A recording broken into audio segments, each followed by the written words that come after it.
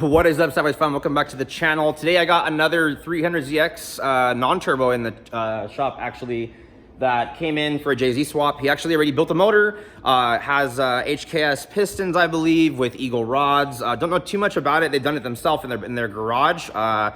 Don't really know about the motor. Got a lot of stuff to do. Let me go ahead and pop the hood and show you what we're working with. We're gonna pull the motor out today, get the tranny hooked up, get it back in the car, start the fabrication, get rid of all the stuff that we're not gonna be using, and let's get right into it. So let's go. So, Z32, got some wheels, got some coilovers, got a bunch of crazy V-mount RX-7 style radiator and intercooler setup that he was trying to do in here with some weird overflow kind of breather system that he was gonna have. I mean, I don't know how this is gonna work. Being like that, I guess it would have, but for me, typically, I don't like to run my setups like this. I think the car's gonna have major overheating issues because every car that has this kind of a setup that I know of has not been really good for the track. This is a built 2JZ GE VVTi motor. Apparently, he's already put HKS pistons and Eagle rods in this. I don't know what he's all done. But they say they're pretty confident in doing it themselves and putting it together. I don't know how many motors they built. I don't know much about it, but we're gonna have to just fire it and just see what's going on. I'm gonna look through the majority of the things, obviously, so we can kind of save him from blowing this thing up and after spending a whole bunch of money. Obviously, I would have rather been there for the process. I don't really like taking on projects like this, but trying to help out a homie and get him on the street and kind of help him build his dream. So we're gonna go ahead and pull valve covers. We're doing a GTE valve cover conversion. We're gonna be doing catch can like the other Z that we did. Got a completely different intake manifold setup that we have on this car that we didn't have on the 1J one that we did in Robert's one. Another black 300zx like the other one. You can see with this car as well, the firewall's already been basically cut out and seam sealed. They used RTV or something back here. I'm gonna paint that because it just looks like absolute hell. Got to punch a hole in the firewall. I'm assuming with it cut out back there, we have all the blend door, the blower motor, everything's all gonna be gone underneath there, which should make it really, really easy to go ahead and get enough room for wiring for ECU. This car's actually gonna be getting ran on Power FC, one of the older setups. It hasn't really been used in a long time, so anybody that wants to know a little bit about that, it's a super simple option for basically, it was a 1JZ VVTi JZ100 setup. You can use them on a 2JZ if you're gonna go ahead and build your harness correctly. I do have an old harness that I built for a customer a long time ago that I had here that I was able to kind of put it all together for him to make it work. So he's got a Pulsar turbo on here. It's pretty ginormous and huge with a 90 vibrant welded onto it. Everything's pretty much loose. We got like all the bolts missing. We got bolts loose back here. We're missing the water neck adapter. We're gonna have to do the delete for the water pump assembly to back here. I mean, I did see that the master back here was just kind of set on here. It's not really even bolted in. I don't know where the hell the brake lines are. We got no clutch line. There's no wiring in the bay at all. So, I mean, this is gonna be kind of different. I think you might have bought the car as like a drift car and then kind of been piecing it together over the years. I mean, interior wise, it's all there. Doesn't look too bad. I hope that the chassis powers up. I mean, I don't know much about the chassis. It would have been, once again, better to have one that was running and driving like how Roberts was when it came in. It was definitely a lot of work pulling the motor out of the car, but I mean, in this case, we have some of the work already been done for us.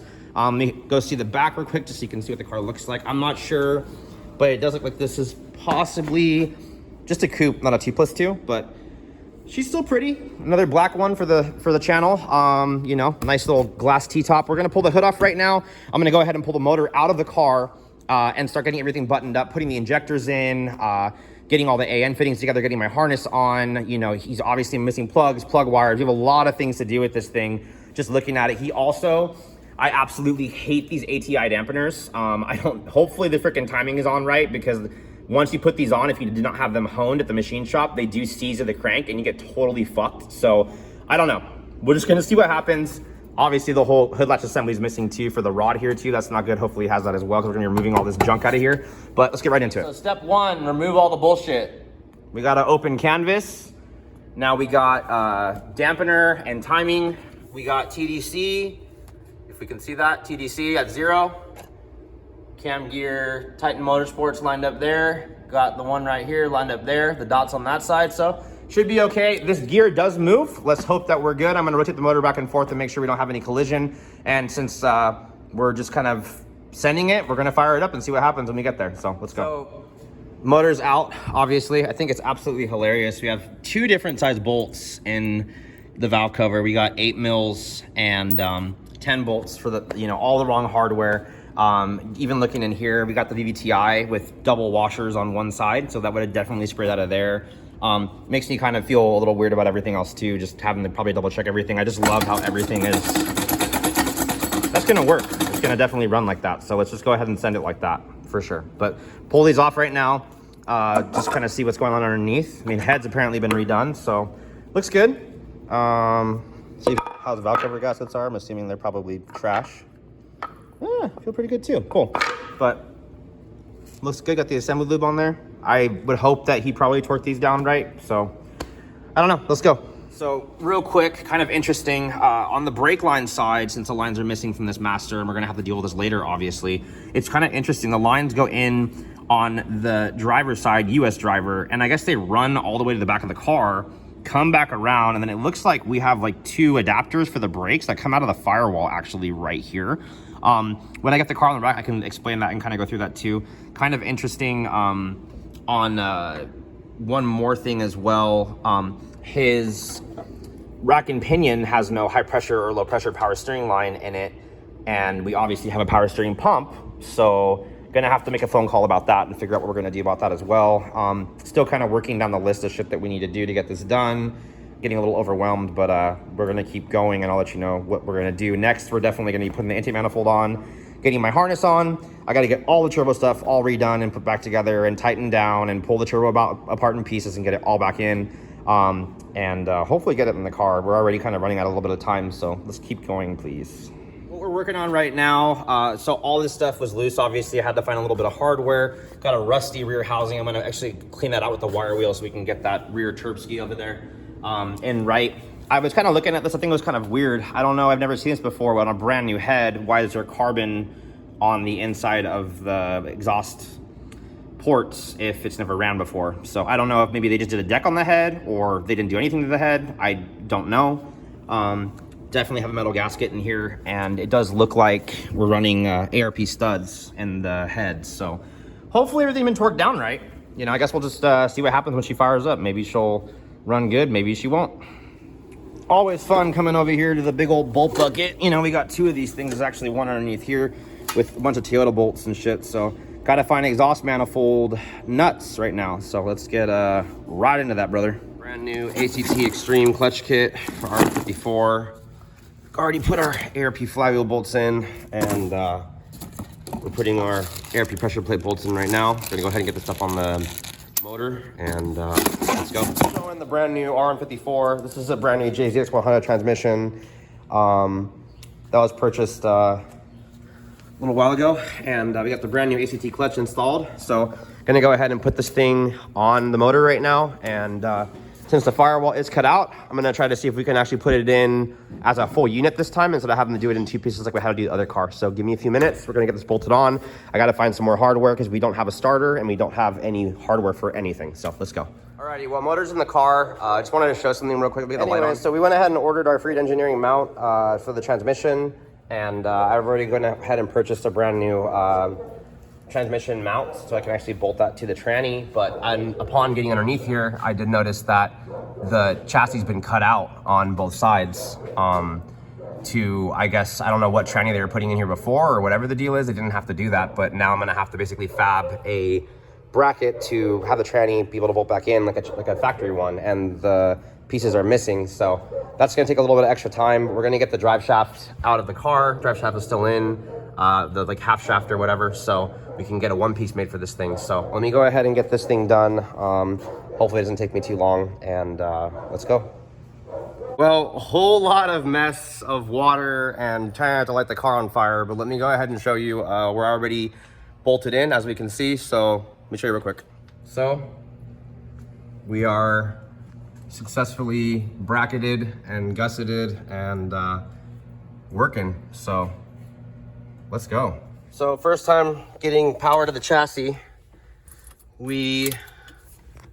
Cool.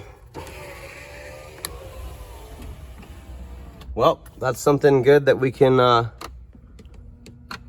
got lights on the cluster.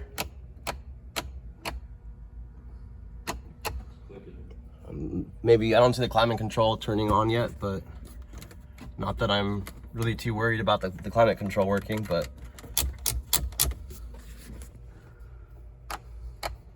it looks like we have some stuff up here that's working. So now I'm gonna go check and see if we can get wiring Actually, I can double check and see if we have like lights and shit. Oh, we got lights. No tail lights. But the side marker lights are lit up. You got anything up there? Obviously, probably not, huh? Headlights aren't plugged in. Maybe taillight fuse is missing or something. All right, guys, so I got a little bit carried away, but I'm gonna show you where we're at right now. It's looking really, really good. This might be the end of the first video, so hold up. I got the intercooler mocked up, but the big girl is in the car. I've been able to go ahead and power up the chassis. Was able to get fuel pump to fire to make sure that we can know what line it is we're gonna be using to do that. Really cool thing that's kind of nice that I did end up seeing with this car that was a little bit different than what I was used to. He drilled out all the spot welds for the hood latch here. So maybe it didn't matter so much because even if the firewall hadn't been cut out, you probably would still have to put the tranny in, I think, separate.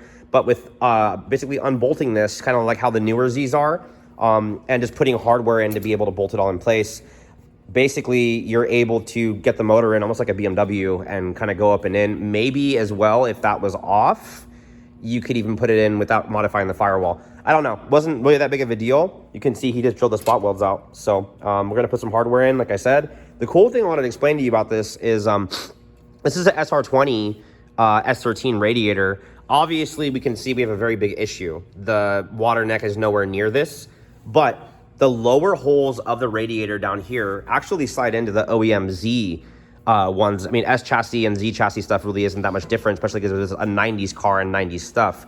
The fan setup that I'm running actually does just basically set in here absolutely perfect when the radiator's in, where there's no movement at all. So that's absolutely amazing. I'm gonna have to do some wiring and extensions and stuff like that and everything too. I'm gonna go ahead and cut the water neck on this and kind of make a custom neck so I can get a hose hooked up on this, obviously. We got our GTE valve covers on, the brand new Toyota boxes that just came in too. So we're gonna have to start fab. It's a lot of fucking kind of crappy mess with these things with the fab for the intercoolers, because basically you have this hole here for the OEM intercooler piping for the twin turbo stuff, and then you have this very small little almost triangle area that's in here that has to be removed, along with the wiring has to be kind of pulled out of there as well to get enough space to get it in. Luckily, we only need 2.5-inch piping on this side. We've done 1,200 horsepower on that kind of piping on this side.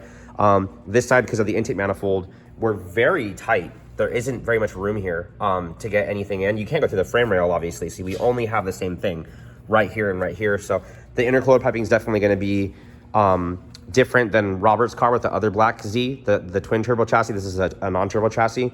Yeah, we're going to be kind of mocking everything up. I'm going to end up modifying some of the stuff in here to get the brackets for the intercooler I need done, and downpipe seems to fit. I got my wiring harness already kind of planned out and everything. Luckily, the windows are working. Some of the functions are still there. Hopefully, we don't have any issues with like the headlights and tail lights and everything working later. But that's going to be a part for like a whole nother issue later.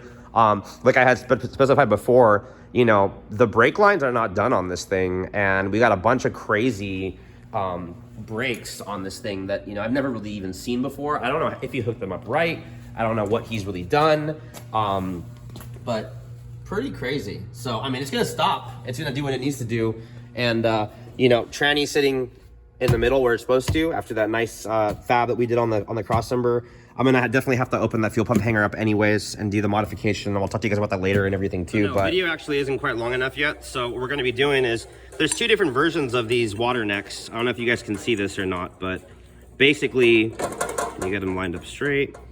One kind of points up, and then one kind of does a little S. So this is the IS300 one that's normally straight. These are going to be like an SC or some other, model of what it is. So I had only one of these on the motor. I'm going to go ahead and start modifying this and cutting it. I think I have more of these IS ones lying around. I'm going to go look around and see how many more that I have, but I'm going to basically cut one and try to do an angle on this so that we can actually get that radiator to hook up the way that we want it. And I'm gonna try to get everything on the fab on the radiator done today, so we can end the video and have a part 1 for you guys up online. Alrighty, well, cut 2 necks. Oh, all right.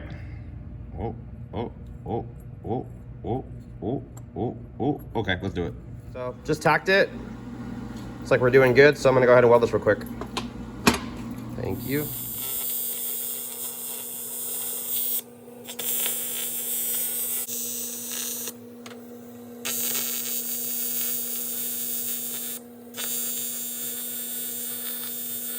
Alrighty guys, well I got enough stuff done. I'm gonna go ahead and end the video here. Let me show you where we ended up stopping, and we're gonna pick up next time on the next video. So all in all, we're looking really good. Downpipe is in, all the other stuff is good to go. We got our water neck, we got our lower radiator hose hooked up, we got our radiator brackets done, we got our intercooler brackets done that are gonna be all disconnectable and everything too.